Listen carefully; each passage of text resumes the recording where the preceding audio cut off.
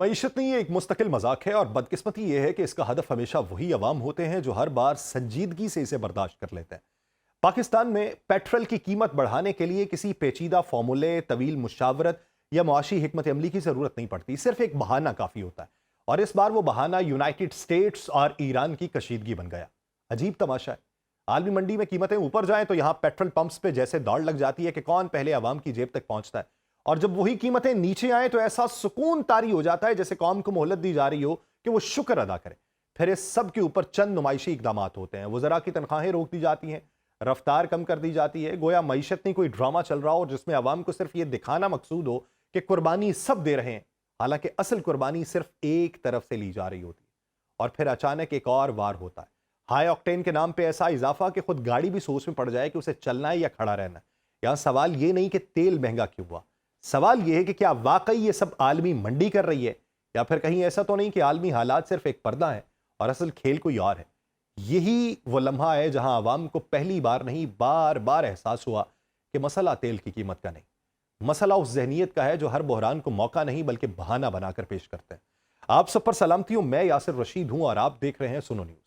ناظرین، امریکہ اور ایران کے درمیان 1 مارچ 2026 کو ہونے والے اس فوجی تصادم نے عالمی منڈی میں تیل کی قیمتوں کو شدید اتار چڑھاؤ کا شکار کیا۔ خلیج فارس میں کشیدگی میں اضافے کے بعد برنٹ کروڈ کی قیمت فی بیرل $80 کی سطح سے تیزی سے بڑھی $110 تک پہنچ گئی۔ پاکستان جیسا ملک جو اپنی پیٹرولیوم مصنوعات کی تقریباً 70% ضروریات درآمد کرتا ہے، اس عالمی جھٹکے سے اس کا بچنا ممکن نہیں تھا۔ حکومت نے عالمی منڈی میں اضافے کا حوالہ دیا اور مقامی سطح پہ پیٹرولیوم مصنوعات کی قیمتوں میں فوری اور بھاری اضافے کا اعلان کر دیا۔ ابھی باہر سے تیل نہیں منگوایا، پیٹرول کی قیمت میں 55 روپے فی لیٹر کا اضافہ کیا گیا، جبکہ ہائی آکٹین کی قیمت اس میں نسبتاً کم اضافہ ہوا۔ اس کے ساتھ ہی حکومت نے یہ بھی اعلان کر دیا کہ کابینہ کے ارکان اگلے 3 ماہ تک اپنی تنخواہیں نہیں لیں گے اور موٹر وے پر گاڑیوں کی رفتار کی حد 120 کلومیٹر فی گھنٹہ سے کم کر کے 100 کر دی گئی ہے تاکہ ایندھن کی بچت ہو سکے۔ یہ اقدام ظاہری طور پہ اس بات کا اظہار تھے کہ حکومت عوام کے ساتھ کھڑی ہے، کفایت شعاری کو فروغ دے رہی ہے۔ کابینہ کی تنخواہوں سے دستبرداری ایک علامتی اقدام تھا جس سے خزانے پر جو بچت ہوئی وہ تو محض چند کروڑ ہونا ہے، لیکن اس کے باوجود اسے عوامی سطح پر ایک قابل اصلاح اور سراہنے کے لائق اقدام قرار دیا گیا۔ موٹر وے پر رفتار کی حد کم کرنے سے ایندھن کی کھپت میں کچھ کمی تو آ سکتی تھی، لیکن اس کا مجموعی ایندھن کے استعمال پہ جو اثر پڑنا تھا وہ قیمتوں میں اضافے کے مقابلے میں بہت معمولی تھا۔ اور یہ سب اقدامات اس بات کی نشاندہی کر رہے تھے کہ حکومت عوام پر بوجھ ڈالنے سے پہلے خود کفایت شعاری کر رہی ہے، لیکن چند ہی دنوں بعد یہ تاثر مکمل طور پہ بدلا۔ قیمتوں میں پہلے اضافے کے صرف چند روز بعد ہائی آکٹین کی قیمت میں لیوی کے نام پہ مزید 200 روپے فی لیٹر اضافہ کر دیا گیا۔ مجموعی طور پہ لیوی 300 روپے کر دی گئی اور قیمت بتائی گئی 535 روپے، لیکن پیٹرول پمپس پہ حقیقی قیمت 610 روپے تھی۔ یہ اضافہ اس وقت کیا گیا جب عالمی منڈی میں تیل کی قیمتوں میں کوئی نمایاں تبدیلی نہیں آئی، نہ ہی کوئی نیا جہاز، نیا ایندھن کی کھیپ پاکستان پہنچی۔ ملک میں پیٹرول کی قلت بھی نہیں تھے، سٹوریج میں موجود ایندھن پہلے کی قیمتوں پہ خریدا ہوا تھا، تو پھر بھی قیمتوں میں یہ اضافہ کیوں؟ یہ وہ نقطہ ہے جہاں سے عوام میں یہ سوال اٹھنا شروع ہوتا ہے کہ آخر یہ اضافہ کس بنیاد پہ ہے؟ کون سے دماغ ہیں جو اس طرح عوام پر بوجھ ڈال کر حکمت عملی ترتیب دیتے ہیں؟ حکومت کی طرف سے یہ کہا گیا کہ ان اضافوں سے اربوں روپے اکٹھے کیے جائیں گے جو خزانے کے خسارے کو پورا کرنے میں مددگار ثابت ہوں گے، لیکن یہاں ایک بنیادی معاشی سوال پیدا ہوتا ہے کہ کیا واقعی اس طرح کے بھاری اضافے سے مطلوبہ محصول اکٹھا ہو پائے گا؟ اس سوال کا جواب پاکستان میں پیٹرولی مصنوعات کے معیار اور صارفین کے رویے کو سمجھے بغیر ممکن نہیں۔ پاکستان میں جو ہائی آکٹین فروخت ہوتی ہے اس کے اصل معیار پر ہمیشہ سوال اٹھتے رہے۔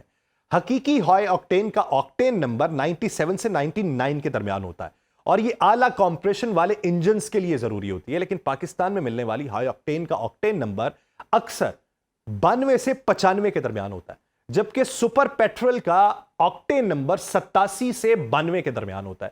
یعنی دونوں کے درمیان اصل تکنیکی فرق اتنا زیادہ نہیں جتنا قیمتوں کے فرق سے ظاہر ہوتا ہے۔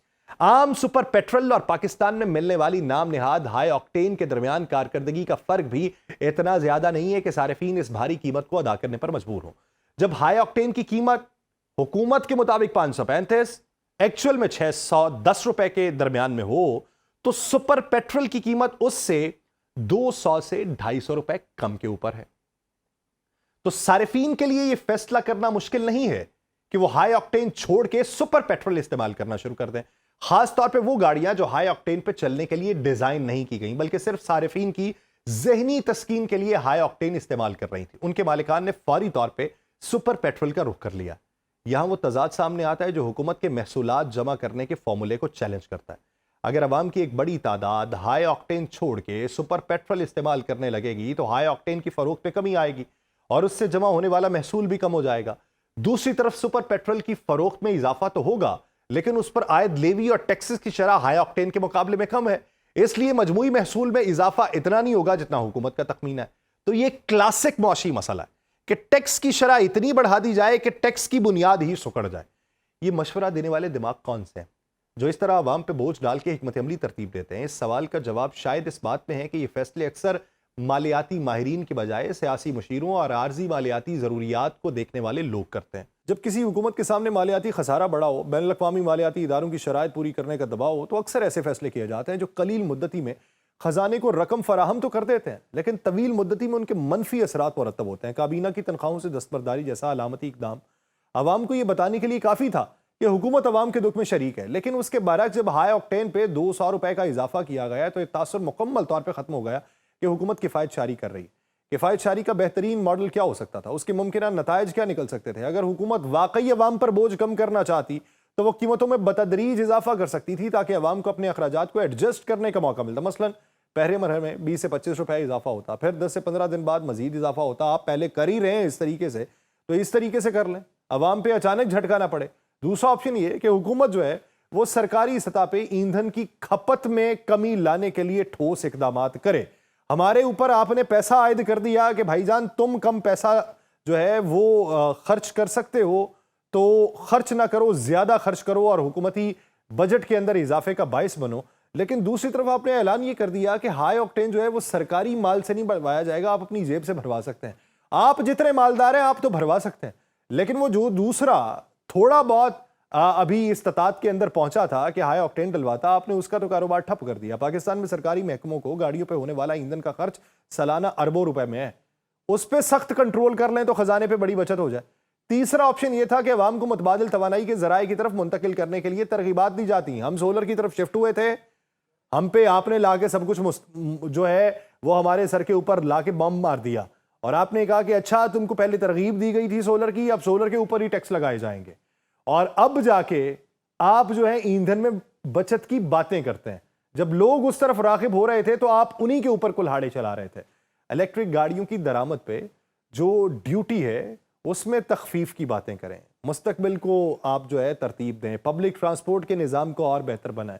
یہ اقدام کریں تو ممکنہ نتائج نکل سکتے ہیں۔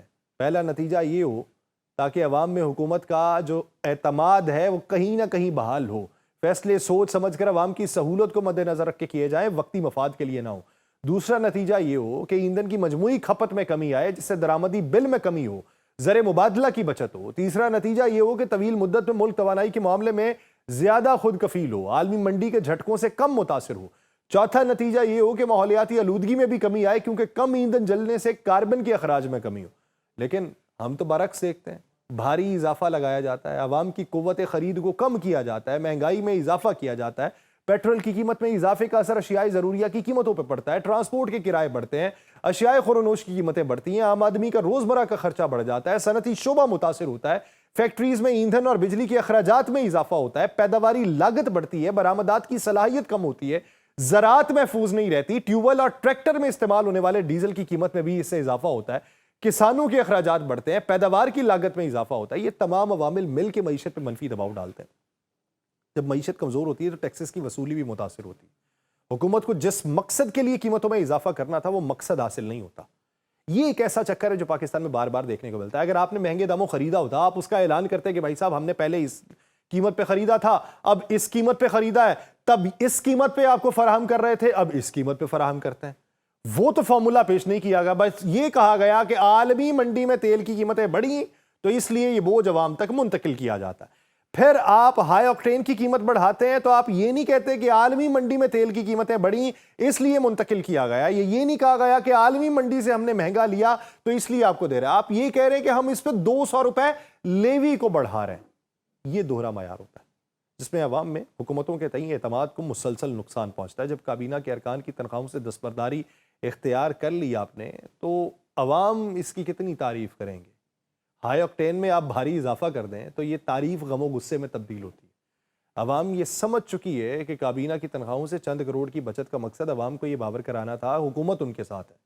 حقیقت میں وہ بوجھ بھی عوام پہ ہے، اس کی مالیت اربوں روپے ہے جو عوام پہ ہے۔ یہ فرق کسی سے چھپا نہیں ہے۔ موٹر وے پر رفتار کی حد کم کرنے کا فیصلہ بھی اسی طرح ایک علامتی اقدام تھا جس کا مجموعی ایندھن کی کھپت پہ اثر نہ ہونے کے برابر ہوگا۔ موٹر وے پر چلنے والی گاڑیاں پاکستان میں ایندھن کی کل کھپت کا بہت چھوٹا حصہ ہے۔ اصل ایندھن کی کھپت شہروں کے اندر ٹریفک جام میں کھڑی گاڑیوں اور پرانے انجنز والی گاڑیوں میں ہوتی ہے جہاں رفتار کی حد کا کوئی تصور نہیں ہوتا۔ اس پورے منظرنامے سے سبق ملتا ہے کہ جب بھی حکومت عوام پر بوجھ ڈالنے والے فیصلے کرے تو اسے یہ یقینی بنانا چاہیے کہ وہ خود بھی اسی تناسب سے کفایت جاری کرے۔ علامتی اقدام کافی نہیں ہوتے، عوام ٹھوس اقدامات دیکھتی ہے طویل المدتی۔ حکومت یہ کہہ سکتی ہے کہ سرکاری گاڑیوں کا جو بیڑا ہے وہ 20% تک کم کر دیا ہم نے، اب وہ جو پروٹوکالز ہوتے ہیں اس کے اوپر پابندی لگا دی گئی، سرکاری محکموں میں ایندھن کے استعمال پہ سخت نگرانی شروع ہو گئی ہے، غیر ضروری سرکاری سفر کے اوپر پابندی عائد کر دی گئی۔ تو عوام اس بات کو سمجھتے ہیں، تعریف کرتے ہیں، لیکن جب صرف تنخواہوں سے دستبرداری، رفتار کی حد کم کرنے جیسے اقدامات یا ہائی آکٹین پلے سے ڈلوانے کی باتیں ہوں تو پھر عوام سے اربوں روپے اضافی ٹیکس کی شکل میں وصول کیے جائیں تو یہ توازن عوام کو پسند نہیں آتا۔ یہ مشورہ دینے والے حلقوں کو یہ سمجھنا چاہیے کہ اس طرح کے فیصلوں کے سیاسی اور سماجی نتائج بھی ہوتے ہیں۔ جب عوام مسلسل مہنگائی کا شکار ہو، انہیں لگے کہ ان پر غیر منصفانہ بوجھ ہے اور صرف ابھی دوسروں نے بوجھ ڈالا اور آپ نے سن کے ہی ڈال دیا، تو یہ عدم اعتماد مستقبل میں جا کے دل کے اندر ایک بغض پیدا کرتا ہے۔ اس کو نکالنے کی کوشش کیجیے۔ مجھے دیجیے اجازت، اللہ نگہبان۔